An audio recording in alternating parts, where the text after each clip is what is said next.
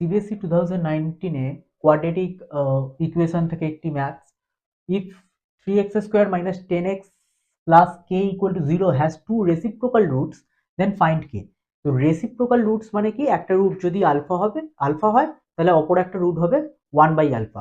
তাহলে আমরা ফার্স্টেই ধরে নেব যে let one root be alpha, therefore other root be 1/আলফা।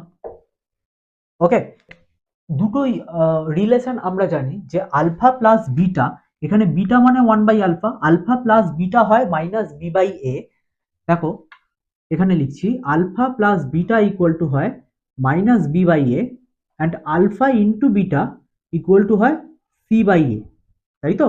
যেখানে a হচ্ছে x² এর কোইফিসিয়েন্ট, b হচ্ছে x এর কোইফিসিয়েন্ট আর c হচ্ছে কনস্ট্যান্ট টার্ম।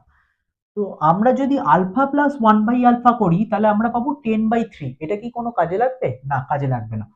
তাহলে আমরা এখানে আলফা ইন্টু বিটা এইটা ইউজ করবো। তাহলে আলফা ইন্টু 1/আলফা এটা ইকুয়াল টু কি পাবো? Alpha 1/আলফা c/a।